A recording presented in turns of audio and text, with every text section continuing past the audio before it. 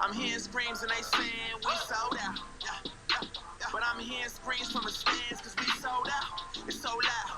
I got one life, so I spend time trying to live to the next one. If you don't like it, cool. It is what it is. It is what it is. Vlog. It's your girl Nicole Bracy, founder of Modelicious. So this is more of a story time vlog.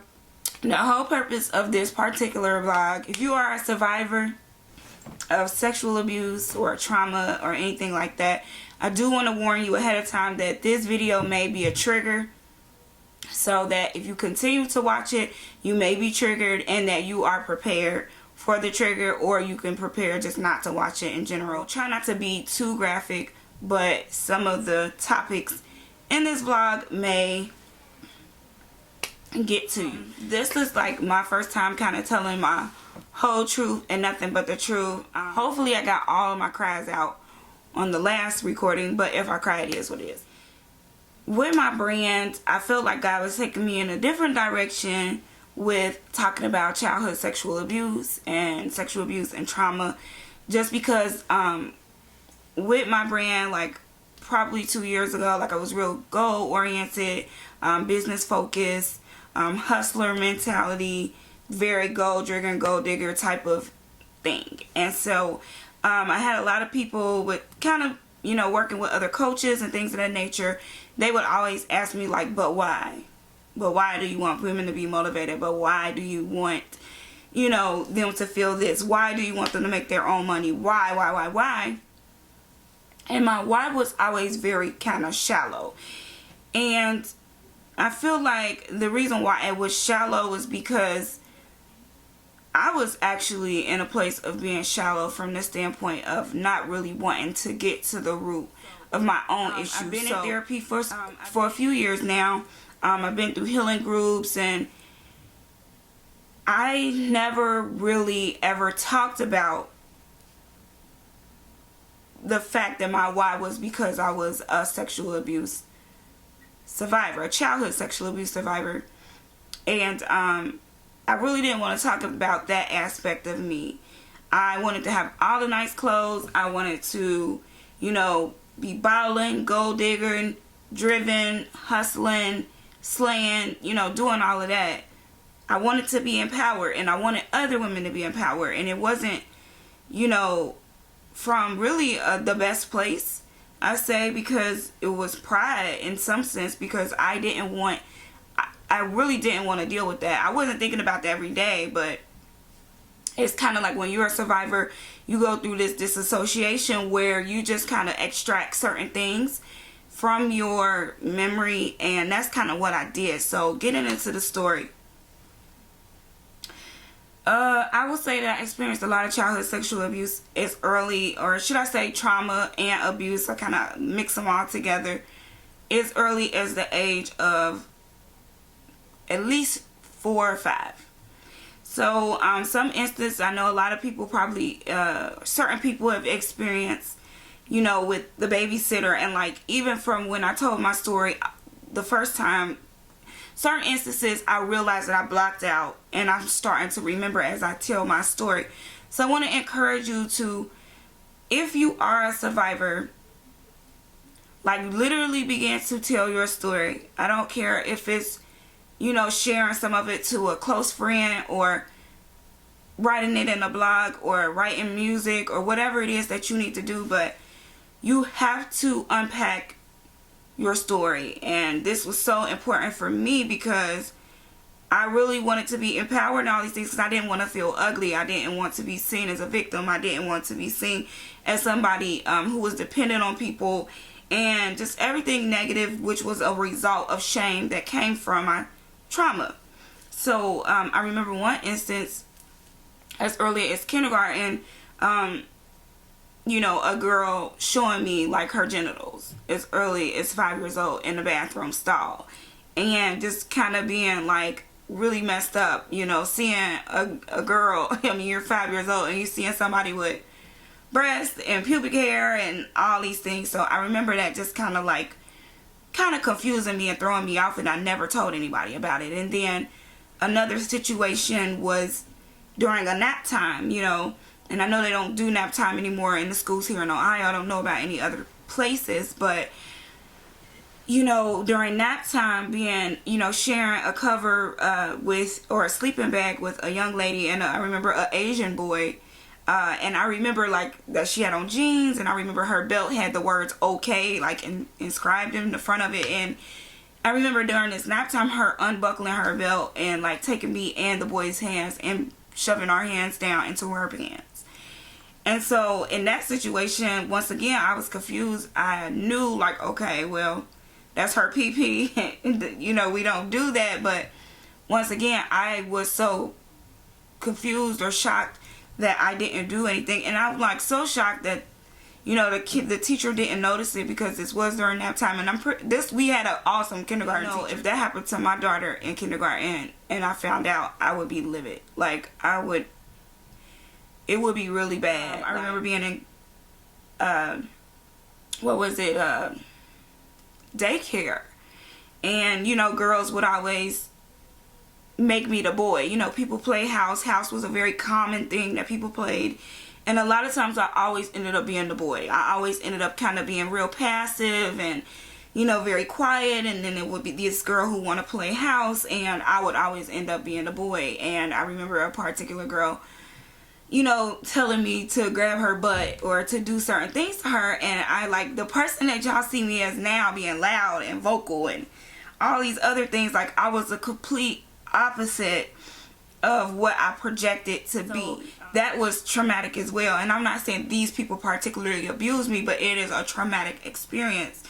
And so just kind of moving on, I went through a lot of experiences like this, but some of my major instances of abuse happened with family members or friends, so really close friends. So I know one situation, I probably was about 8 years old, and my mom had her best friend. You know, I remember Janet Jackson's song was on Anytime, Anyplace, and I, you know, like with the other girls dancing, and the other kids were the family members of the friend. And I remember, you know, just wanting attention. And, you know, you just doing little dances. It wasn't nothing major, because I don't even know how to twerk today. But I remember that my mom's friend called her nephew down to look at me and to watch me dance. And it's kind of embarrassing, because I was so thirsty and open for attention that I did, you know, like the fact that he was noticing me. And I didn't think that attention equated to sexuality, like, meaning that we're gonna have sex together, or this person has a right to my body and media. And my point is not to like name people and slander and shame, but my thing is, I can no longer carry the shame or the burden of people who have abused me. And so if you are in this place where you are too a survivor and you've been silent, like, God is not calling us to just survive. God is not calling us to wear the burden and the shame and the sins of other people, because it's not our cross to bear. And when we do that, and we are essentially enabling people to not face what it is that they're doing, because now we're taking the responsibility, and in a sense we are acting as God. And so this is my experience, this is my story, but I had to, like, in certain areas, not be God, not try to buffer people's, you know, feelings and emotions. But so moving on with the story, you know, they plotted against me to have him invite me upstairs for me to lose my virginity at a young age. And so what they told me was that, you know, I'll make up a name. Tania was upstairs in the room waiting for me. And so I went upstairs, and as I was going upstairs, I noticed that all these adults had the door wide open to the room, and it was the sisters and their boyfriends all watching porn together. I remember it being like Christmas porn, and, you know, just ridiculous that they would be sitting in the room laughing. I don't know if they were drinking. I don't know if they was under the influence of anything, but I remember them laughing and having pornography on while kids were walking past, you know. And so I began to go in the room, and as I go in the room, it's completely dark. The girl's not in there, and the nephew comes in behind me and shut the door. And I will never forget what he had on. He had on cream thermal pants, the type that you would wear, you know, under your clothes in the wintertime. You had on a thermal shirt and the thermal pants, and I remember the squares, and him basically asking me how did I want to do this? And I had no clue what he was talking about. And I was like, do what? And he was like, how do you want to do this? Do you want to do it with your clothes on? Or do you want to take your clothes off? And I was just completely confused once again. Live in a place of confusion. And I remember him getting on top of me and trying to penetrate me. And I just thank God that he wasn't successful. And now I know to this day he is in jail. But the worst part about this story in this particular instance was, after it was over, these aunties of his came in, and I remember them asking me, how did I like my first time? How was my first time? Did I enjoy it? And they were just excited about it, like they were doing me a favor, like they were giving me a gift.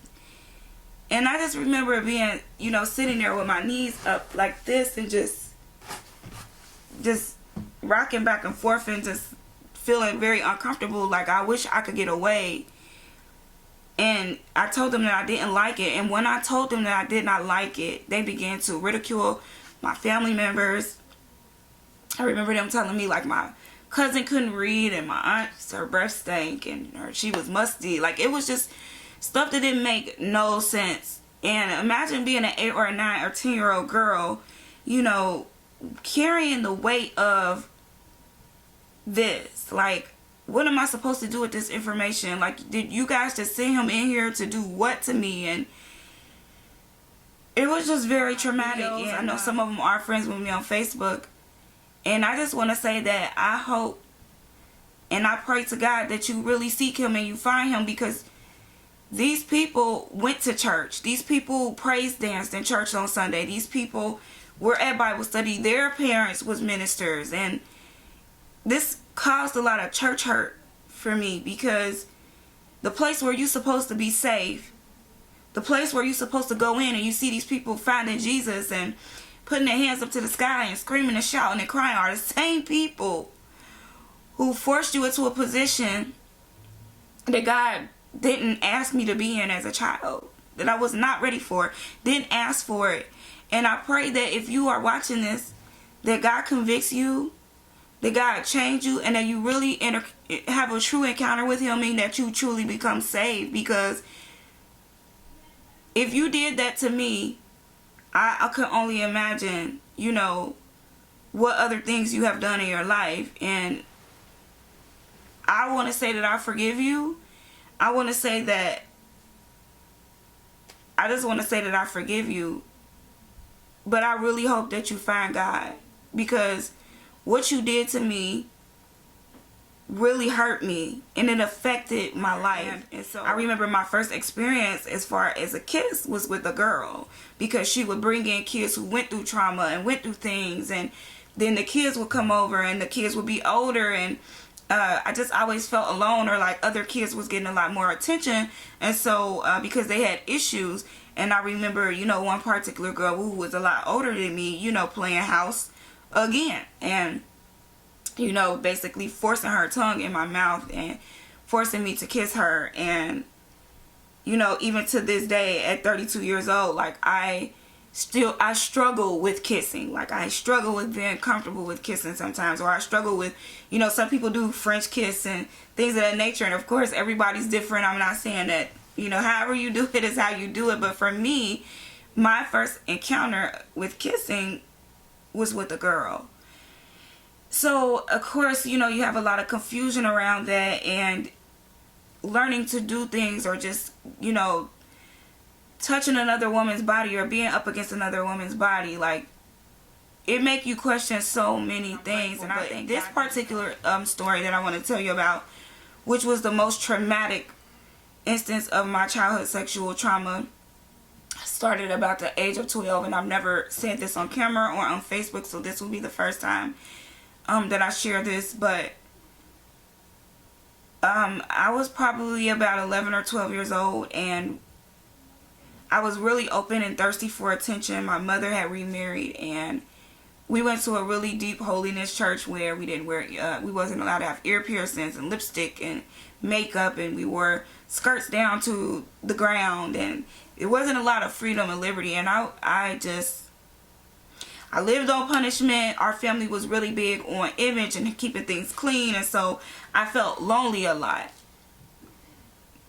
And because of that, my stepfather, who was a minister in the church that we went to, he started visiting me at night, and it started subtle with kissing, and he would kiss me, he would stroke my hair, and I remember he would buy Caress soap, and he would tell me how much he loved this soap, and he would buy it for me. And like, because I liked what was going on, and because I was so open for this relationship with my daddy, I would want this soap.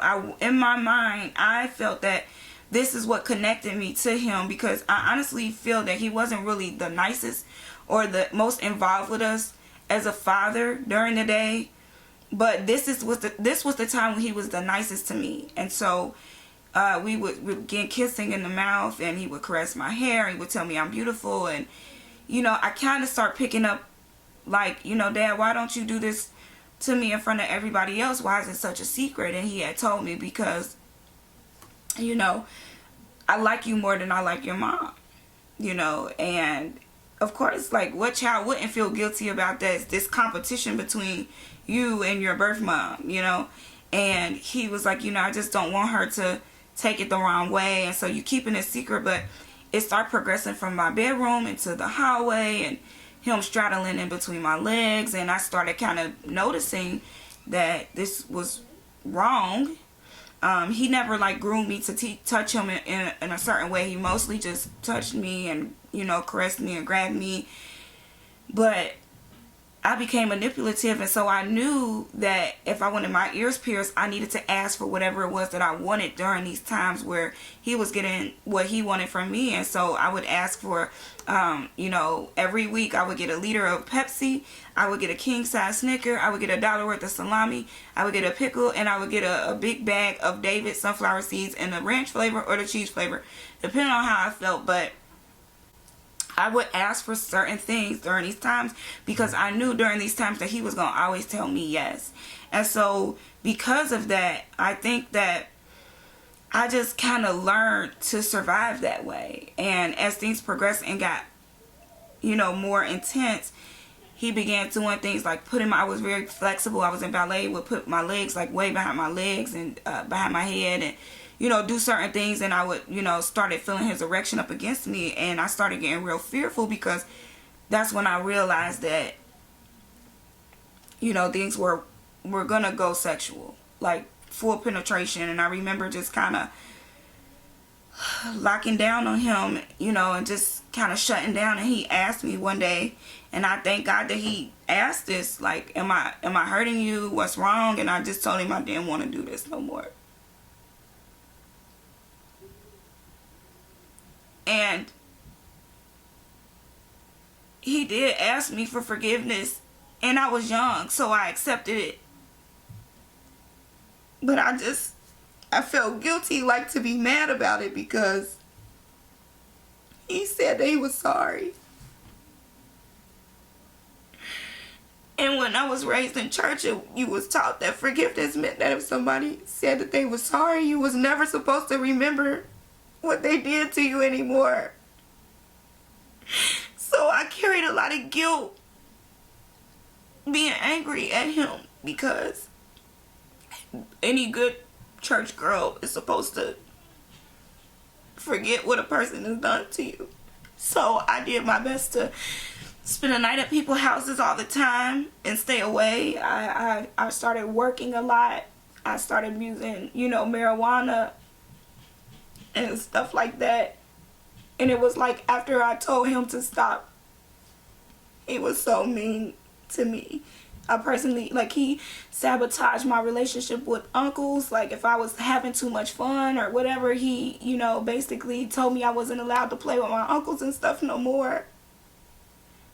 And every time I got close to somebody, he would just sabotage my relationships. Like, people aren't gonna like you, and you need to just be out of people's face. Like, you just always in somebody's face, and people ain't gonna like you if you just always around them all the time. And it just made me feel so dirty.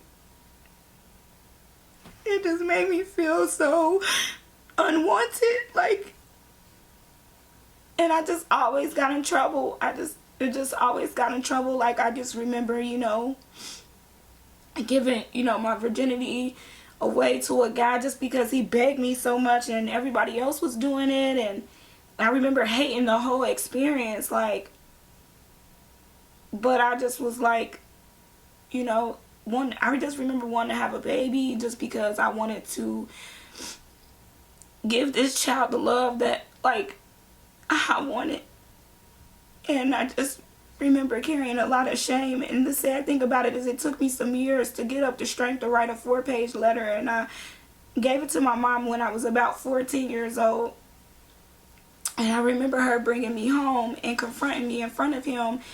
And basically he told me in front of her face that I was a liar and that I made up all this stuff in my mind. And I remember her looking at me and saying, "Explain yourself." And I'm like, I did, in a 4-page letter. And I just want to say, like, she stayed with him. I just remember walking away. And I got tired of explaining it. And I know people probably are like, why now? Like, why are you bringing this up now? I know a lot of people probably won't believe me.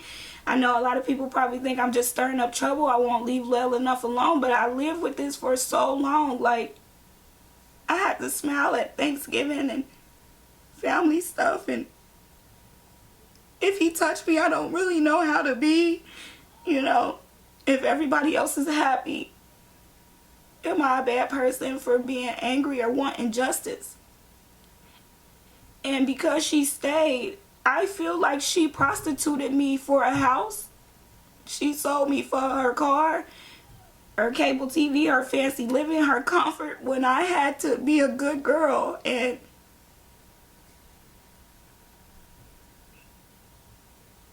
like, it's not fair because you don't get any do-overs. You don't get any do-overs. For your sexuality, you don't get any do-overs. Always making it my fault. Everything was my fault. And so because it was my fault, I had to fix everything. And I really just, got to this place where I'm like, everything ain't my fault. And people have to own their part. Like, and I just, like, feel like if this person could do this to me, who else can they do it to when they're not in trouble? Where is the justice in it? And there's so many people who are walking around broken and going through this with their uncles and their cousins and best friends. And all we doing is telling people to just forgive and forget. Well, that's just not how it works. And so if you are a survivor of any form of sexual abuse or trauma, I just encourage you to keep telling your story until somebody listens. Just keep telling it, and if people cut you off, it may hurt. It's better for you to know than for you to keep living a lie, because I lived a lie for a long time. I made up, things in my mind that made this all okay, because it's hard to accept, those people for being evil or bad, because people make abuse look like the precious story. Like, the person is always mean and cussing you out and smacking you in the face. And a lot of times when things are abusive, the person does have nice qualities about them. The person is doing things for you. The person does smile and laugh and have dreams. And, God created them too. But people, if you are a survivor, it doesn't matter if it was your daddy. It doesn't matter if it was your mama. It don't matter if you have to lose everybody for your truth. You cannot walk around with the burdens of somebody else's sin on your back. Like, you can't. Because for me, I was suicidal. I was self-harming. I was doing stuff to try to control the emotional pain with controlling my physical pain, or cutting, or using marijuana and stuff like that, and escaping it now. And my goal is to help other people save time. You don't have to wait 30 and 40 years to be free. You don't have to waste another year to be free. Like, take the tools or find the resources or the research or go to a class and begin writing and journaling and educating yourself and rewriting your story, because begin to start telling your story. Begin to start praying, asking God to just start to bring up those things that you suppressed that are hurting you, because I'm going to continue to tell my story. I'm going to continue to do something until something happens, until things change and lives are changed and people are saved. And I just want to encourage you to do the same. Continue to keep watching. If you like this video, please share, comment. If you've been through sexual abuse yourself, feel free to write in the comments or reach out to me and share. If there's any specific topics you would like me to talk about, feel free to contact me as well. This is a journey of faith and beauty and self-love and self-care as a survivor, you know, because we ain't always talking about being a victim. But we have dreams too. We have goals too. We got to raise kids too. We got all these things that we are doing that's so much bigger than our story, that we have to confront our story, but then we could use it for the benefit of our life and the beauty of others. So I'm Nicole Bracy, and I am the founder of Mogulicious, and this is my molestation story. And I look forward to talking to y'all again soon. Bye-bye.